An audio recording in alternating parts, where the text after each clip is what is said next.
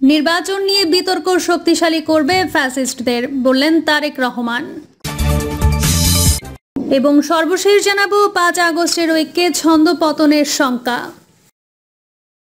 এতক্ষণ শুনছিলেন সংবাদ শিরোনাম, এবার বিস্তারিত। নির্বাচন নিয়ে বিতর্ক শক্তিশালী করবে ফ্যাসিস্টদের, বললেন তারেক রহমান। নির্বাচন অনুষ্ঠান নিয়ে বিতর্ক সৃষ্টির অর্থ নিজেদের অজান্তে পরাজিত পলাতক ফ্যাসিস্টদের অবস্থানকে শক্তিশালী করা বলে মন্তব্য করেছেন বিএনপির ভারপ্রাপ্ত চেয়ারম্যান তারেক রহমান। তিনি বলেন, নির্বাচনই হচ্ছে জনগণের রাজনৈতিক ক্ষমতায়ন নিশ্চিত করার অন্যতম প্রধান কার্যকর হাতিয়ার। বিএনপির সর্বস্তরের নেতাকর্মীর প্রতি আহ্বান জানিয়ে বলেন, আপনাদের কোনো কার্যক্রম নিয়ে কেউ যেন বিভ্রান্তি ছড়ানো কিংবা বিতর্কে লিপ্ত হওয়ার সুযোগ না পায়, সে বিষয়ে সজাগ থাকতে হবে।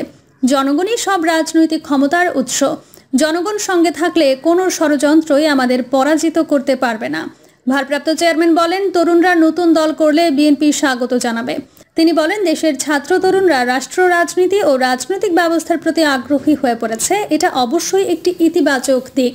এই তরুণরাই গত 1.5 দশকে একটি নির্বাচনেও ভোট দিতে পারেনি। গণতান্ত্রিক রাজনৈতিক অধিকার বঞ্চিত তরুণদের কেউ যদি জনগণের অধিকার প্রতিষ্ঠায় নতুন রাজনৈতিক দল গঠন করে, অবশ্যই বিএনপি সেই উদ্যোগকে স্বাগত জানায়। তবে রাজনৈতিক দল গঠন করতে গিয়ে কেউ যদি রাষ্ট্রীয় কিংবা প্রশাসনিক সহায়তা নেন, সেটি জনগণকে হতাশ করবে। কিংবা অন্য রাজনৈতিক দলের প্রতি তাদের আচরণ কিংবা বক্তব্য যদি ঝগড়া সুলভ অথবা প্রতিহিংসামূলক হয়, সেটিও জনগণের কাছে হবে অনাকাঙ্ক্ষিত। অবশ্যই আজকের তরুণরাই আগামীর বাংলাদেশ। অতীত থেকে বেরিয়ে এসে তরুণরা নতুন পথ রচনা করবে, তবে কোনো প্রশ্নবিদ্ধ পথে নয়। পথটি হওয়া উচিত স্বচ্ছ এবং স্বাভাবিক। এই সরকারের সঙ্গে কোনো ভুল বোঝাবুঝি, অযথা কূট তর্ককে সময়ের অপচয় বলে মনে করেন তারেক রহমান। তিনি বলেন, সরকারের দৃষ্টি আকর্ষণ করে বলতে চাই, জনগণ যদি বৃহত্তর স্বার্থে বিভিন্ন ক্ষেত্রে সরকারের ব্যর্থতা ধৈর্য ধরে মানতে পারে, তবে যারা সরকারে আছেন তাদের ধৈর্য ও সহনশীলতা আরও অনেক বেশি থাকা জরুরি। বিএনপি মনে করে, জনগণকে নিয়ে রাজনীতি নয়, বরং জনগণের জন্যই রাজনীতি। এই কারণে বিএনপি যে কোনো মূল্যে দেশের জনগণের রাজনৈতিক এবং অর্থনৈতিক ক্ষমতা নিশ্চিত করতে চায়।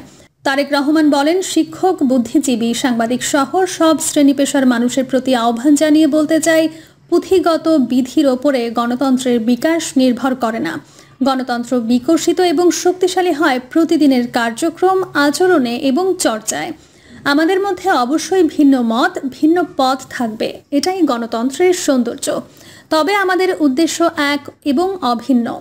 আমাদের সবার উদ্দেশ্য একটি উদার, গণতান্ত্রিক, বৈষম্যহীন, মানবিক বাংলাদেশ প্রতিষ্ঠা। তিনি বলেন, ছাত্র জনতার গণ অভ্যুত্থানে মাফিয়া প্রধান দেশ ছাড়লে পালানোর পর মাফিয়া মুক্ত বাংলাদেশের সামনে গণতান্ত্রিক, বৈষম্যহীন, মানবিক বাংলাদেশ প্রতিষ্ঠার এক অপার সুযোগ সৃষ্টি হয়েছে। পলাতক স্বৈরাচার এবং তাদের দোসরদের ষড়যন্ত্র কিংবা বাংলাদেশের পক্ষের গণতান্ত্রিক শক্তির মধ্যে অযাচিত ভুল বোঝাবুঝির কারণে যাতে একটি গণতান্ত্রিক, বৈষম্যহীন, মানবিক বাংলাদেশ প্রতিষ্ঠার সুযোগ এবং সম্ভাবনা হুমকির সম্মুখীন না হয়, এর ব্যাপারে আমাদের সতর্ক থাকতে হবে। তারেক রহমান বলেন, নির্বাচন ও সংস্কার দুটোই অত্যন্ত জরুরি। বিএনপি দুটিরই পক্ষে। তারেক রহমান বলেন, নির্বাচন ও সংস্কার দুটোই অত্যন্ত জরুরি। বিএনপি দুটোরই পক্ষে। সংস্কার নাকি নির্বাচন? কেউ কেউ এমন উদ্দেশ্য প্রণোদিত প্রশ্ন নিয়ে কূট তর্ক করার অপচেষ্টা করেছে। আমরা যদি দেশের বিরাজমান পরিস্থিতি দেখি, তাহলে সেটি কিন্তু ভিন্ন। দেশের কোটি কোটি পরিবারের কাছে এই মুহূর্তে নির্বাচন এবং সংস্কারের চেয়েও গুরুত্বপূর্ণ হচ্ছে সংসার পরিচালনা করা। একদিকে দ্রব্যমূল্যের ঊর্ধ্বগতি, অপরদিকে জনগণের ওপর চাপিয়ে দেওয়া ভ্যাটের বোঝা। ফলে দেশের কৃষক, শ্রমিক, দিনমজুর, স্বল্প আয়ের মানুষ, এমনকি নিম্ন মধ্যবিত্ত পরিবারের কাছেও সংসার টেকানোই অনেক ক্ষেত্রে দায় হয়ে পড়েছে। অনেক পরিবারে চলছে নীরব হাহাকার। তিনি বলেন, কিভাবে জনগণের নিত্যদিনের দুঃখ দুর্দশা লাঘব করা যায়, কিভাবে বাজার সিন্ডিকেট ভেঙে দ্রব্যমূল্য জনগণের হাতের নাগালে রাখা যায়, কিভাবে জনগণকে ফ্যাসিস্টদের আমলে মিথ্যা মামলা থেকে রেহাই দেওয়া যায়, কিভাবে আইন শৃঙ্খলা বাহিনীকে আরও সক্রিয় করা সম্ভব, জনগণের জানমালের নিরাপত্তা নিশ্চিত করা যায়। অন্তর্বর্তীকালীন সরকারের সামনে অগ্রাধিকারের তালিকায় এই বিষয়গুলো থাকা অত্যন্ত জরুরি। জনগণ বিশ্বাস করে অন্তর্বর্তীকালীন সরকারের মতো সর্বজন সমর্থিত একটি নির্দলীয় অরাজনৈতিক সরকারের পক্ষেই বাজার সিন্ডিকেটের কবল থেকে জনগণকে মুক্তি দেওয়া সহজ। তাহলে এখন প্রশ্ন, অন্তর্বর্তীকালীন সরকার এতদিনেও কেন বাজার নিয়ন্ত্রণে ব্যর্থ? জনগণের ওপরে কেন উল্টো ভ্যাটের বোঝা চাপিয়ে দেওয়া হচ্ছে? এখনো কেনা বাজারে সিন্ডিকেটের দৌরাত্ম্য চলছে। এমন পরিস্থিতিতে জনগণের মনে প্রশ্ন ওঠা স্বাভাবিক, তাহলে কি সরকারের কেউ কেউ অন্য কোনো ইস্যুতে বেশি মনোযোগী, নাকি সরকার পারছে না? তারেক রহমান বলেন, অন্তর্বর্তীকালীন সরকারের নানান সীমাবদ্ধতা থাকা সত্ত্বেও আমরা মনে করি এই সরকারকে ব্যর্থ হতে দেওয়া যাবে না। কারণ হাজারো শহীদের রক্ত মারিয়ে একটি গণতান্ত্রিক বৈষম্যহীন মানবিক বাংলাদেশ গড়ার অঙ্গীকার নিয়ে এই সরকার রাষ্ট্র পরিচালনার দায়িত্ব নিয়েছে। জাতীয় শিক্ষক দিবস এবং বাংলাদেশ শিক্ষক সমিতি ও বাংলাদেশ কলেজ শিক্ষক সমিতির জাতীয় সম্মেলন উপলক্ষে এই শিক্ষক সমাবেশ হয়। সারা দেশ থেকে আসা কয়েক হাজার শিক্ষক এই সমাবেশে অংশ নেন। উদ্বোধনী অনুষ্ঠানের পর সন্ধ্যায় সংগঠনটির জাতীয় সম্মেলন হয়। শিক্ষকদের প্রাপ্য অধিকার বাস্তবায়নে বিএনপির ইতিবাচক ভূমিকা থাকবে জানিয়ে তারেক রহমান তার অঙ্গীকার ব্যক্ত করেন। তিনি বলেন, জনগণের ভোটে ক্ষমতায় গেলে শিক্ষা কমিশন গঠন করব। 5 আগস্টের ঐক্যে ছন্দ পতনের শঙ্কা।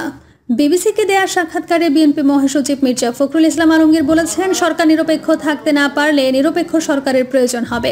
তিনি মূলত আসন্ন ত্রয়োদশ জাতীয় সংসদ নির্বাচনের সময়কার কথা বলেছেন। তার এই বক্তব্য সোশ্যাল মিডিয়ায় ভাইরাল হয়েছে। নেটিজেনরা এই বক্তব্যকে সময়োপযোগী এবং যথার্থ হিসেবে অভিহিত করেছেন।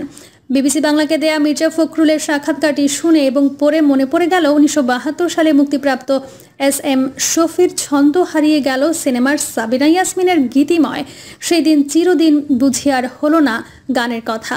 তাহলে কি 5 আগস্ট ছাত্র জনতার অভ্যুত্থানের ঐক্যের ছন্দ হারিয়ে যাচ্ছে? গত 5 মাস ভারতের সব ধরনের ষড়যন্ত্র মোকাবেলা করেছে ছাত্র জনতা ও রাজনৈতিক দলগুলো ঐক্যবদ্ধভাবে। প্রধান উপদেষ্টার ঐক্যবদ্ধ থাকার আহ্বানে রাজনৈতিক দলগুলো ঐক্যবদ্ধ থাকার অঙ্গীকার করেছে। সেই ঐক্যের ছন্দে কি ফাটল ধরতে যাচ্ছে? শত শত ছাত্র জনতার রক্তের বিনিময়ের অভ্যুত্থানের মাধ্যমে অর্জিত দ্বিতীয় স্বাধীনতা অর্জিত হয়নি। 18 কোটি মানুষের প্রত্যাশা, গুম খুন গণতন্ত্র হত্যার দায়ে এ যুগের ঘসেটি বেগম ফ্যাসিস্ট হাসিনার বিচার হবে।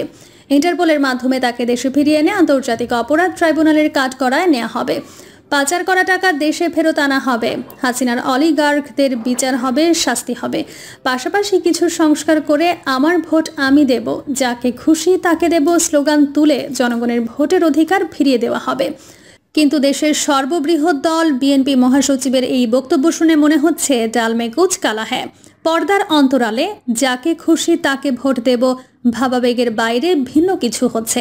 সংস্কারের নামে নির্বাচন বিলম্বিত করা, আসন্ন নির্বাচনে অংশগ্রহণের লক্ষ্যে কিংস পার্টি গঠন, দিল্লির নীল নকশা ও পতিত হাসিনার প্রত্যাশা অনুযায়ী আওয়ামী লীগের 15 বছরের জুলুম নির্যাতন লুটপাট চাঁদাবাজির সঙ্গে অন্তর্বর্তী সরকারের 5 মাস সময়ে বিএনপিকে ইঙ্গিত করে চাঁদাবাজির দায় চাপিয়ে এক চাঁদাবাজকে হটিয়ে আরেক চাঁদাবাজ ক্ষমতায় আনার জন্য নয়, এমন ফরমায়েশি অভিযোগ প্রচার করা এবং একটি দলের অনুসারী কিছু মৌলানার ইসলামী জলসাওয়াজ মাহফিলে ফ্যাসিস্ট আওয়ামী লীগের সঙ্গে বিএনপিকে চাঁদাবাজ তকমা দেওয়ার মতো কাণ্ডজ্ঞানহীন বক্তব্য স্বাভাবিক পরিস্থিতি অস্বাভাবিক করে তুলেছে।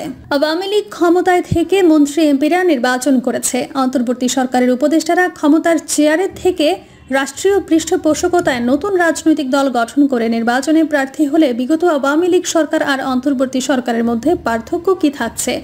বিবিসি বাংলা সাক্ষাৎকারে প্রশ্ন করা হয়, এই সরকারের মেয়াদ নিয়ে অনেক কথা হয়েছে এবং নির্বাচন পর্যন্ত তো এই সরকারের মেয়াদ থাকবে, এটাই সবার ধারণা।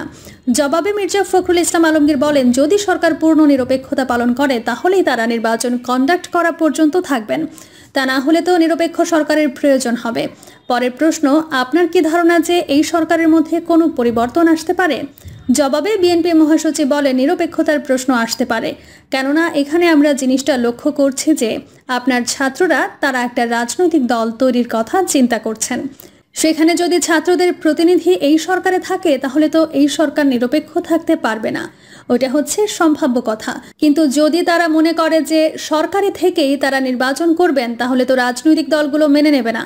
সোশ্যাল মিডিয়ায় নেটিজেনরা বলছেন মির্জা ফখরুল যথার্থই ধরেছেন, কারণ উপদেষ্টা পদে থেকে নতুন রাজনৈতিক দল গঠন এবং নির্বাচন করার চেষ্টা হলে সেটা হবে শেখ হাসিনার চেয়ে বেশি ভয়ঙ্কর স্বৈরাচারী। জনগণ সেটা মানবে না। বৈষম্য বিরোধী ছাত্র আন্দোলন ও জাতীয় নাগরিক কমিটি নতুন রাজনৈতিক দল গঠনের ঘোষণা দিয়েছে। প্রিয় দর্শক, এই ছিল এখনকার সর্বশেষ সংবাদ। আপডেট সব সংবাদ পেতে চ্যানেলটি সাবস্ক্রাইব করে বেল আইকনটি ক্লিক করে রাখুন।